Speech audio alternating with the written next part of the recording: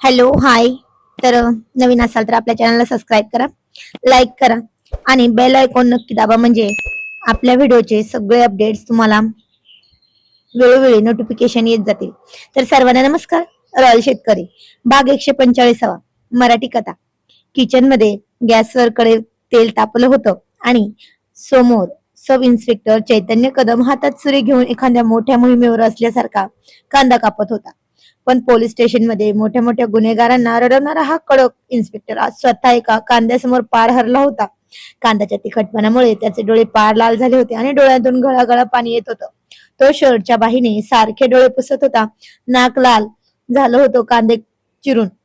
तेवढ्यात पैंजणांचा छमछम आवाज आला आणि अस्मी हळूच पावले टाकत किचनच्या दारात येऊन उभी राहिली.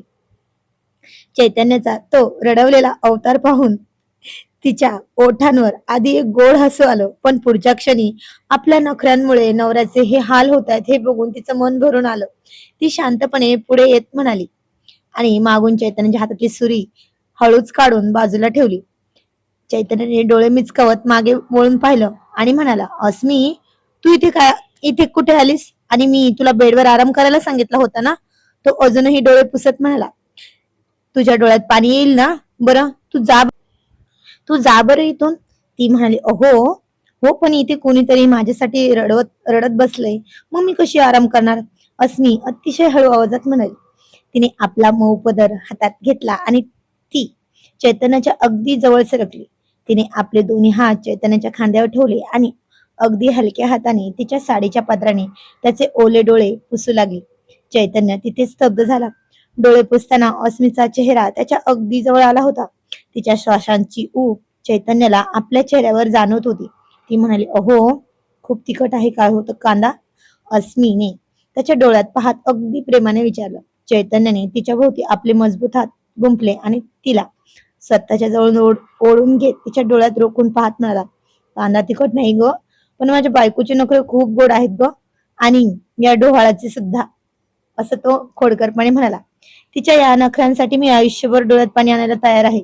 चैतन्याच्या या अनपेक्षित खूप गोड बोलण्यानं अस्मीचे गाल लाजेने पार गुलाबी झाले होते. तिने आपली नजर खाली वळवली आणि त्याच्या खांद्यावर हात ठेवून म्हणले, अहो, ऐकलत का? सोड ना, कोणीतरी बघेल आणि तुमचे हात कांद्याचे आहेत, माझ्या साडीला वास येईल. तो म्हणाला, येऊ देत ना वास, आजच्या दिवशीची हीच तर आठवण असेल. असं म्हणत चैतन्याने तिची हनुवटी हळूच वर उचलली. दोघांच्या नजरा एकमेकांमध्ये गुंतल्या होत्या.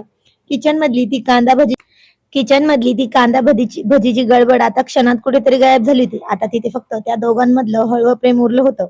चैतन्य हळूच पुढे झुकला आणि त्याने अस्मीच्या कपाळावर एक अतिशय घट्ट आणि प्रेमळ चुंबन घेतलं. अस्मीने आपले डोळे मिटून घेतले आणि ती चैतन्याच्या छातीशी विसावत म्हणाली, आता सांगा इन्स्पेक्टर साहेब, भजी कधी मिळणार, की फक्त अशाच गप्पा मारणार आहात?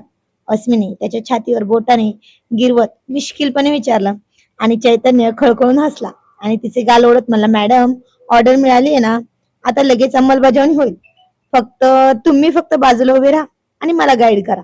अस्मी हसली आणि चैतन्य पुन्हा एकदा नव्या उत्साहाने डोळ्यातलं पाणी पुसून भजी तळायला लागला.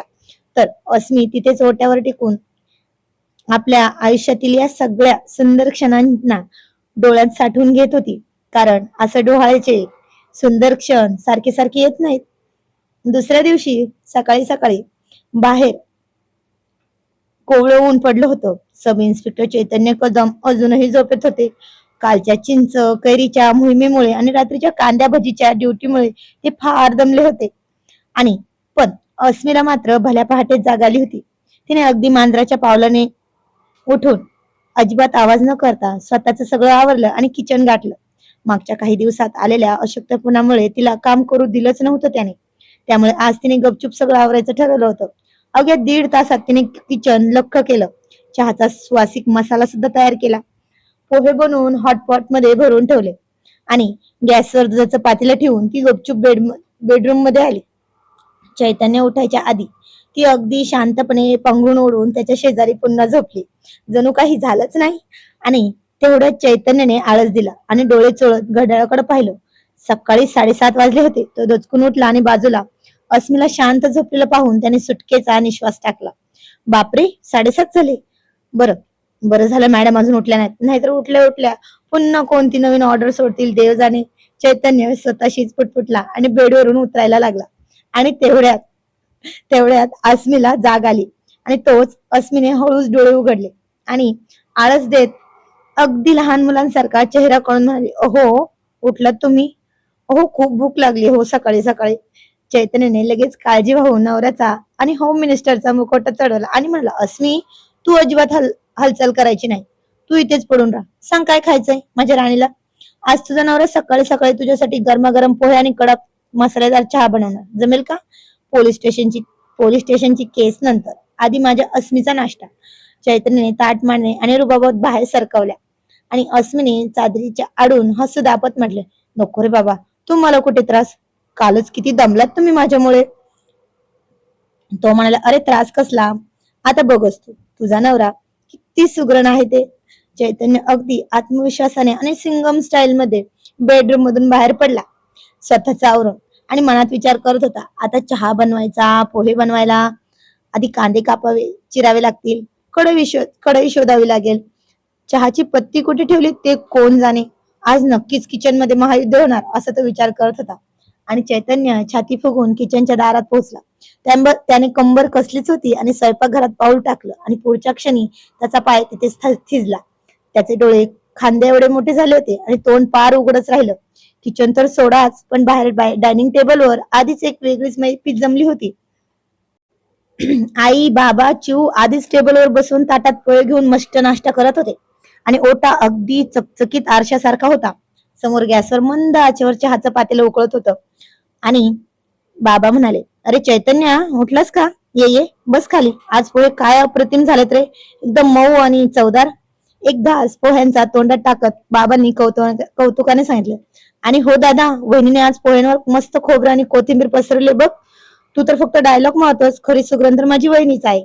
चिवने पोहे खात खात चैतन्याला चिडवले आणि आई हसत म्हणले, "अरे चैतन्य, आम्ही अस्मीला किती सांगितलं तू विश्रांती घे, पण ऐकेल ती अस्मी कसली. सकाळी सकाळी उठून तिने सगळ्यांसाठी चहा करून ठेवलाय, छान मस्त पोहे पण बनवलेत आणि तिच्या हाताची चव आहे ना, ती तुझ्या हाताला नाही बरं, एकदम मस्त आहे." चैतन्य चक्रावला, त्याने डोकं खाजवलं आणि म्हणाला, "हा काय प्रकार आहे? मी तर अजून झोपलेलो आहे का? म्हणजे सकाळी उठून बेडवर जी मला भुकेचे नखरे दाखवत होती तिने सगळं आधीच बनवून ठेवलंय." तेवढ्यात मागून पैंजणांचा छमछम आवाज आला आणि चैतन्यने दचकून मागं पाहिलं.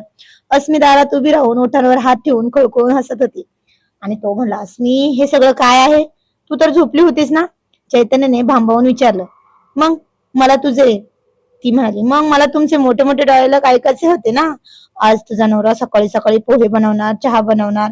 अस्मीने चैतन्याची नक्कल करत नखऱ्याने मान डोलावली आणि "काय हो, काय बनवलत ना?"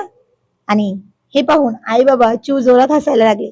"बापरे, सब इन्स्पेक्टर चैतन्य कदम, पोलीस स्टेशन मध्ये कोणी चुकवू शकलं नाही, पण या मॅडमनी घरात मलाच मामा बनवलं.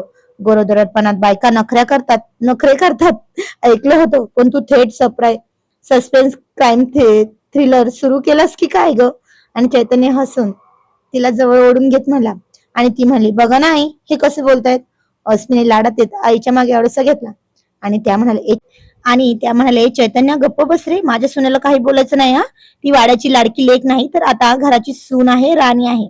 आईने अस्मीची बाजू घेत चैतन्याला दटावले आणि "हो दादा, आता वहिनीला अजिबात त्रास द्यायचा नाही, नाहीतर थेट शिवमदादाला फोन लावेल." चिवने डोळे मोठे करून दादाला धमकी दिली आणि चैतन्याने हसून हार मानली. त्याने अस्मीसाठी खुर्ची ओढली आणि तिला आदराने बसून म्हणला, "बापरे, घरात आधीच दोन बायका, आई आणि चिव माझ्या विरोधात होत्या, आता तिसरी आल्यावर म्हटल्यावर माझं कोर्ट मार्शल तर पक्क होणार. चल अस्मी, तू आधी नाश्ता कर. तुझ्या या नखऱ्यांसमोर आणि प्रेमासमोर हा सब इन्स्पेक्टर कायमचा सरेंडर झालाय." अस्मीने हसतच चैतन्याच्या ताटात पोहे वाढले आणि संपूर्ण घर त्यांच्या या गोड नोकझोकीत आणि आनंदाने गजबजून गेलं होतं. ती म्हणाली, "अहो, ऐकलेत का?" तो म्हणला, "हो ऐकतोय. पण तू कुठं ऐकतेस माझं? बोल, काही हवं आहे का?" ती म्हणली, "नाही हो, ते नाही. पण अहो, मी प्रेग्नेंट आहे, पेशंट नाही, म्हणून प्लीज मला माझ्या मनाने सगळं करू देत ना." तो म्हणाला, "बरं, तुला तुझ्या मनाने करायचं आहे, मान्य आहे, पण माझी एक अट आहे." तसे सगळे अवाक होऊन पाहत होते तर पण बाबा म्हणाले, "अरे कसली अट घालतोय, तिच्यासमोर ती प्रेग्नेंट आहे." तर ती म्हणाली, "नाही बाबा, असू देत अट, म्हणजे मला पण एक माझ्या मनाने राहता येईल ना." मला तुमची अट मान्य आहे. तर आई म्हणल्या, अगो अस्मी त्याची अट तर आहे कधी? तर ती त्याच्या डोळ्यात पाहत म्हणल्या, हो आई, ते दूर जाणार नाही. ते सोडून सगळ्या अटी मान्य आहेत मला. आणि तर तो मिश्किलपणे हसत म्हणला, हो, मग आजपासून तू घर सोडून बाहेर कुठेही जायचं नाही. कुणाला भेटायचं असेल तर सगळे घरी बोलव. ठीक आहे? ती म्हणाली, जमेल. तुमची ही अट मान्य आहे मला. पण तुम्ही मला पेशंट असल्यासारखं ट्रीट करणार नाही. तो म्हणला, ओके डन. तुला हवं ते कर, जे पाहिजे तुला ते मिळेल. घर सोडायची जिद करायची नाही, असं म्हणून सगळ्यांसमोर तिच्या कपाळावर हळू चुंबन घेत कामावर निघून गेला. आणि अस्मी मागे खूप खूप गोरीमोरी झाली होती. आणि इकडे वाड्यावरून निघून गाडी हायवेला लागली होती. रोहितचे मॉम डॅड प्रवासाच्या थकव्यामुळे शांत झोपले होते गाडीत. आणि डॉक्टर रोहित गाडी चालवत होता. आणि शेजारी पल्लवी खिडकी बाहेर तोंड करून हात घट्ट बांधून बसली होती. गाडीतली शांतता एवढी कडक होती की डॉक्टर रोहितला आता परिस्थिती गंभीर असल्याची जाणीव झाली होती. डॉक्टर रोहितनं चष्मा हळूच नीट केला आणि घसा खाकरत म्हणाला, पल्लवी, अगं वाड्यावर निघाल्यापासून तुझं तोंड असं फुगलेलं का आहे ग? काय झालंय नक्की? पल्लवीने झटकन मान फिरवली आणि तिचे डोळे रागाने मोठे केले झाले होते. आणि दबलेल्या कडक आवाजात म्हणले, काय झालंय? डॉक्टर रोहित, तुम्हाला खरंच समजत नाही की काय झालंय? काय केलंय तुम्ही? तिथे वाड्यावर सगळ्यांसमोर तुम्ही ज्या पद्धतीने माझ्यावर हुकूम सोडत होता ना, ते मला अजिबात आवडलेलं नाही. तो म्हणला, अरे पण मी काय चुकीचं बोललो? डॉक्टर रोहितनं निष्पाप चेहरा केला. मी तर एवढंच म्हणालो ना की पल्लवी, तू पण अस्मी सारखं घरातलं काम करत जा. दिवसभर बेडवर पडून राहू नकोस. आता चिडण्यासारखं काय आहे? डॉक्टर रोहित, तोंड सांभाळून बोला हं. पल्लवीने चिडून त्याचा हात पकडला. तुम्ही विसरलात का की अवघ्या 3 महिन्यापूर्वीच मेजर सर्जरी झाली आहे. आणि सर्जरी दुसऱ्या कोणी नाही तर तुम्हीच केली आहे. आणि आणि तुम्हीच एक डॉक्टर म्हणून मला सक्त विश्रांतीची ताकीद दिली होती ना. मग तिथे वाड्यावर सगळ्यांसमोर मला आळशी ठरवायची काय गरज होती हो? अहो, तर हे दुखणं आहे का? तो म्हणाला. डॉक्टर रोहितच्या चेहऱ्यावरचा खोडका भाव क्षणात बदलला आणि तिथे एक हळवा काळजीभाऊ नवरा डॉक्टर जागा झाला. त्याने गाडी एका बाजूला सुरक्षितपणे थांबवली. मागे पाहिलं, मॉम डॅड तर गाढ झोपले होते. डॉक्टर रोहितनं पल्लवीकडे पाहिलं, जिच्या डोळ्यात रागासोबतच थोडं पाणी आलं होतं. डॉक्टर रोहितने तिचा हात आपल्या हातात घेतला आणि मऊ आवाजात म्हणला, पल्लवी, सॉरी ना बेबी, पण माझा उद्देश नव्हता ग. मला माहितीये तुझी सर्जरी झाली, तुझी प्रकृती अजून पूर्ण बरी नाहीये, म्हणून तर मी तुला वाड्यावर एक छोटा पाण्याचा ग्लास सुद्धा उचलू दिला नाही. सॉरी ना पल्लवी बेबी. तर पल्लवी, मी तिथे सगळ्यांसमोर नाटक करत होतो जेणेकरून मॉम डॅडला किंवा वाड्यातल्या कुणाला तू तर संशय येऊ नये की तुझी तब्येत बरी नाहीये. तू तर वाड्यावर गेल्यावर सगळं विसरून स्वतःला काम करायला धावत होतीस. मग तुला थांबवण्यासाठी मला तसं बोलावं लागलं. पण म्हणून काय सगळ्यांसमोर मला टोमणा मारायचा का? पल्लवीने तोंड करून घेतलं आणि म्हणाली. तिचा थोडा राग वेगळा होता. पण मला माहितीये तुम्ही माझी किती काळजी घेता. हॉस्पिटलमध्ये स्वतः रात्र रात्र जागून तुम्ही मला सांभाळले. पण घरात आल्यावर जेव्हा तुम्ही असे कडक डॉक्टर बनता ना, तेव्हा मला खूप चिड येते. जा, मला नाही बोलायचं तुमच्याशी. बरं बाबा, सॉरी. पुन्हा असं नाही बोलणार, डॉक्टर रोहितने कान पकडून म्हटलं. पण जोपर्यंत तुझे टाके पूर्णपणे बरे होत नाहीत तोपर्यंत तू माझी पेशंट आहेस आणि मी तुझं डॉक्टर. त्यामुळे घरातल्या एकाही कामाला काम करायला मिळणार नाही. आणि हा डॉक्टर रोहितचा अंतिम निर्णय आहे, असं म्हणून खूप प्रेमाने हात पकडला. ती म्हणाली, फ्लर्ट करू नका डॉक्टर, अजून माझा राग पूर्णपणे गेलेला नाहीये. पल्लवीने हात झटकला, पण तिच्या ओठांवर एक गोड हसू उमटलं होतं. याची शिक्षा म्हणून आज रात्रीचं जेवण तुम्ही बनवणार आहात. मी फक्त बेडवर पडून ऑर्डर सोडणार. तो म्हणला, काय पल्लवी, हा तर डॉक्टरच्या अधिकाराचा गैरवापर आहे. डॉक्टर रोहितने कपाळावर हात मारला आणि ती म्हणाली, काहीही म्हणा, आता गुपचूप गाडी चालवा, मला भूक लागलीये. पल्लवीने लाडात येत हुकूम सोडला. डॉक्टर रोहित हसत हसत पुन्हा गाडी सुरू केली. आणि इकडे चैतन्य अस्मीची गोड नोकझोक. आता डॉक्टर रोहित आणि पल्लवीच्या गाडीत काळजी आणि प्रेमाचा वेगळाच हटके अंदाजात रंगली होती. तसं ते घरी पोहोचल्यावर खरं डॉक्टर रोहितनं जेवण बनवलं, ते पण काय, सँडविच. ते बघून ती म्हणाली, ई मॉम, बघा तुमचे लाडके बेबी काय खायला देतात, हे हेल्दी आहे का? तर मॉम म्हणाला, बेटा आजची रात्र ऍडजस्ट कर, खूप प्रेमाने बनवलं आहे ना तुझ्यासाठी. जेवण झाल्यावर मॉम डॅड आपापल्या खोलीत विश्रांतीसाठी गेले. आणि पल्लवी अजूनही चेहऱ्यावर खोटा रागाचा आव आणून तरा बेडरूम मध्ये आली. तिने पर्स बेडवर टाकली आणि ती ड्रेसिंग टेबल समोर उभी राहून आपले कानातले काढू लागली. तेवढ्या डॉक्टर रोहितनं मागून अगदी मांजराच्या पावलाने रूम मध्ये प्रवेश केला. अगदी हळूवार दरवाजा लॉक केला. पल्लवीने आरशातून त्याच्याकडे पाहिलं आणि चपापून म्हणाली, दरवाजा का बंद केलात? आणि हे असे का बघताय माझ्याकडे? डॉक्टर रोहितनं काहीच न बोलता तिचा आवडता हलका रोमॅन्टिक गझलचा ट्रॅक फोनवर मंद आवाजात सुरू केला. खोलीतलं वातावरण काही क्षणात बदललं. डॉक्टर रोहित हळूहळू पावले टाकत त्याच्या दिशेने येऊ लागला. त्याचा नेहमीचा चष्मा आता त्याने बाजूला ठेवला होता, ज्यामुळे त्याच्या डोळ्यांतील आर्जवी आणि रोमॅन्टिक भाव पल्लवीला स्पष्ट दिसत होते. ती म्हणाली, डॉक्टर रोहित, काय सुरू आहे हे? दूर राहा हं माझ्यापासून. मी अजूनही तुमच्यावर चिडून आहे. पल्लवीने आरशात बघून हुकूम सोडण्याचा प्रयत्न केला, पण तिचा आवाज आता थरथरत होता. डॉक्टर रोहित अगदी तिच्या जवळ आणि मागे येऊन उभा राहिला. त्याने मागून तिचे दोन्ही हात हळूच आपल्या हातात घेतले. पल्लवीने सुटण्याचा प्रयत्न केला, पण डॉक्टर रोहितची पकड घट्ट होती, पण खूप नाजूक. तिच्या सर्जरीची पूर्ण काळजी घेणारी. अजूनही राग आहे का माझ्या क्यूट पेशंटचा? डॉक्टर रोहितनं तिच्या कानाजवळ झुकून अगदी हलक्या मखमली आवाजात विचारलं, आणि त्याच्या श्वासांचा गरम स्पर्श पल्लवीच्या गालावर जाणवला आणि तिच्या अंगावर सरसर काटा आला. आणि ती म्हणाली, हो आहे राग. तुम्ही सगळ्यांसमोर मला आळशी म्हणालात ना? तिने लाजून डोळे मिटून घेतले होते. तो म्हणाला, बरं, मग त्या कडक डॉक्टरने केलेल्या गुन्ह्याची शिक्षा हा रोमॅन्टिक नवरा भोगायला तयार आहे. असं म्हणून डॉक्टर रोहितनं त्याच्या गळ्यावर रुळणारे तिचे केस एका बाजूला केले आणि तिच्या उघड्या मानेवर आपले गरम श्वास सोडले. डॉक्टर रोहित, हे काय आहे? सोडा बरं. पल्लवीने लाजण्याचा आणि त्याला मागे ढकलण्याचा अयशस्वी प्रयत्न केला आणि म्हणाली, कुणी येईल ना, सोडा बरं तुम्ही. तर तो म्हणाला, कुणीही येणार नाही. तसं पण रात्रीचे 10 वाजलेत, आणि समजा आलं तरी त्यांना सांगेन की मी माझ्या बायकोच्या तब्येतीची स्पेशल चेकिंग करतोय. डॉक्टर रोहितनं खोडकरपणे हसत तिला स्वतःकडे फिरवलं आणि थेट तिच्या भोवती आपले हात घालून तिला स्वतःच्या जवळ ओढलं. दोघांच्या मधील अंतर पार मिटून गेलं होतं.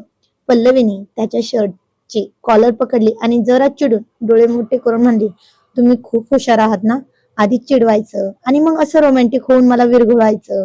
पण आधी हा चष्मा लावा, नाहीतर पुढे काही करायचं म्हटलं तर दिसणार नाही. चष्मिश, असं म्हणून त्याला चिडवला आणि तोही हसला. तर ती म्हणाली, बरं मग, हो, तुमची कोणती मेडिकल थेरपी आहे हो डॉक्टर ही? तो म्हणला, या थेरपीला लव्ह थेरपी असं म्हणतात माय डिअर वाईफ. आणि डॉक्टर रोहितनं तिच्या डोळ्यात डोळे रोखून पाहिलं. त्याच्या नजरेत तिच्याबद्दल अथांग पाझर, प्रेमाचा पाझर आणि काळजी स्पष्ट दिसत होती.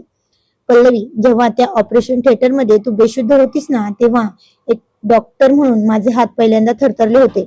तुला जराही त्रासात बघणं आता सहनशक्तीच्या बाहेर आहे ग मला. म्हणूनच तू पूर्ण बरी होईपर्यंत तुला फुलासारखं जपण्याचा हक्क फक्त माझा आणि फक्त माझाच आहे, कळलं का? त्याच्या त्याच्या शब्दांनी पल्लवीच्या डोळ्यातल्या कडा ओल्या झाल्या होत्या. तिचा सगळा खोटा राग कुठल्या कुठे पळून गेला होता. तिने हळूच आपलं डोकं त्याच्या छातीवर टेकवलं आणि त्याच्या हृदयाचे जलद चालणारे ठोके ऐकू लागली. खूप रागावले होते ना मी तुमच्यावर? तिने खूप रागावले होते ना मी तुमच्यावर? तिने हळूच विचारलं. रागव ना, तुझा तो अधिकार आहे, पण या बदल्यात मला एक अधिकार पाहिजे. डॉक्टर रोहितनं तिची हनुवटी पकडून तिचे तोंड वर केलं. ती म्हणाली, कोणता? पल्लवीने विचारलं. आणि डॉक्टर रोहितनं काही न बोलता अत्यंत प्रेमाने तिचे ओठ आपल्या ओठात घेतले. एक गोड, दीर्घ आणि हळव्या चुंबनाने त्याने तिच्या सगळ्या प्रश्नांची उत्तरे दिली होती. खोलीत ती मंद गझल आणि या दोघांचं जितकं प्रेम मिळून एक मैफिल रंगली होती ना, जणू ती सजलीच होती. तर आजचा भाग कसा वाटला ते कमेंटमध्ये नक्की सांगायचं आहे. तर जाणून घेऊया पुढील भागामध्ये. तोपर्यंत धन्यवाद.